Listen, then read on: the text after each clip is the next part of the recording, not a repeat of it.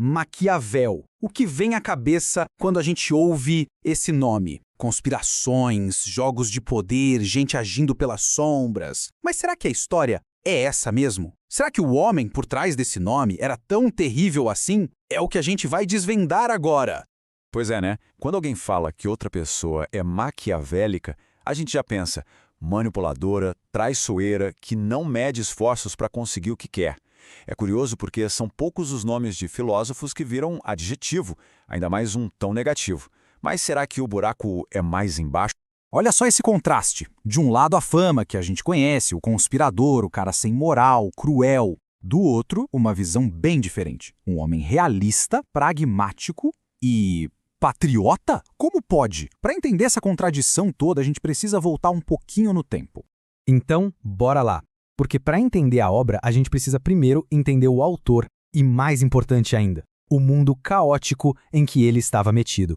Isso mesmo. Antes de virar xingamento, Nicolau Maquiavel era uma pessoa de carne e osso, um funcionário público e dos bons, um diplomata de alto nível na República de Florença, vivendo bem no meio da Renascença italiana, um dos períodos mais incríveis, mas também mais perigosos da história.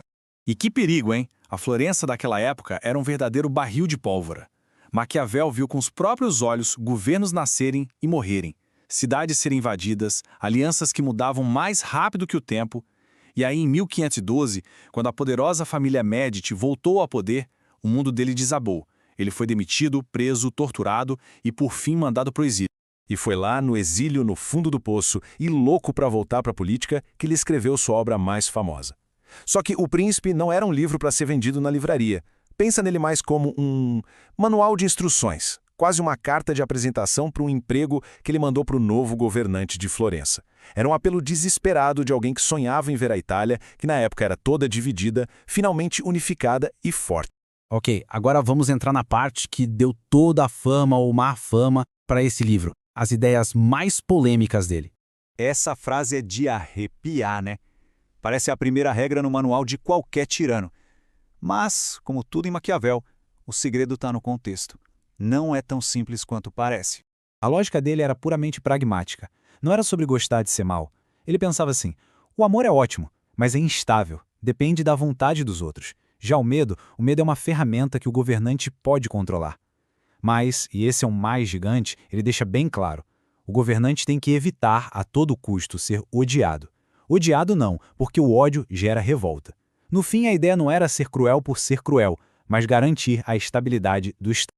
E aqui vem ela, a frase que todo mundo acha que resume a obra inteira de Maquiavel. O slogan não oficial dele. Só tem um pequeno detalhe. Ele nunca escreveu isso. Pois é, o que ele disse era algo bem mais complexo e, convenhamos, mais perturbador. A ideia é que um líder, às vezes, precisa sujar as mãos. Que para garantir a segurança de todo um povo, talvez seja necessário mentir ou agir de forma que uma pessoa comum consideraria imoral. A responsabilidade de um governante é com o Estado, e isso, para Maquiavel, vinha em primeiro lugar. Certo. Agora, para a gente entender de vez o pensamento de Maquiavel, a gente precisa conhecer a chave do sistema dele. E essa chave são dois conceitos, virtude e fortuna.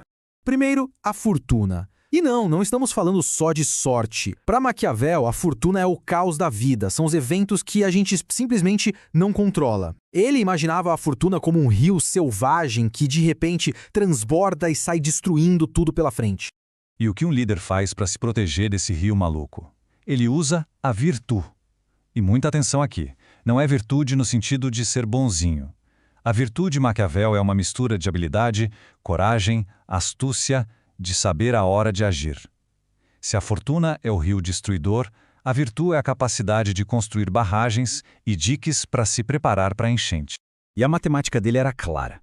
A fortuna talvez controle metade da nossa vida, mas a outra metade, essa outra metade está nas nossas mãos, depende da nossa virtude. Ou seja, ele não era um pessimista que achava que o destino já estava escrito. Pelo contrário, ele acreditava muito na nossa capacidade de agir e de moldar o futuro. O que nos leva à pergunta de $1 milhão. Depois de tudo isso, como é que a gente deve enxergar Maquiavel? Como um cínico ou como um grande realista? Olha, esse debate já dura 500 anos. O livro dele foi proibido pela Igreja por séculos. Ele foi chamado de Conselheiro de Tiranos. Mas, ao mesmo tempo, muita gente o considera o pai da ciência política moderna, o primeiro cara a olhar para a política sem romantismo, mostrando como ela é de verdade. No fim, existem duas grandes maneiras de interpretar O Príncipe. A primeira é que o livro é exatamente o que parece ser, um manual para tiranos. A segunda, que é mais provocadora, diz que o livro é uma grande denúncia, que ao expor todos os segredos e truques sujos do poder, Maquiavel estava, na verdade, dando ao povo as ferramentas para se defender desses mesmos tiranos. Talvez o grande legado de Maquiavel seja exatamente esse realismo sem filtros. Ele foi o primeiro a separar a política da moral e da religião e a analisá-la de forma fria, quase cirúrgica. Ele não estava dizendo como o mundo deveria ser, ele estava simplesmente descrevendo as regras do jogo como ele via. E assim a gente termina com essa provocação que ecoa até hoje. Será que Maquiavel foi um professor da maldade? Ou ele foi só o cara que teve a coragem de acender a luz e nos forçar a encarar a política como ela é e talvez um pouco de como nós somos?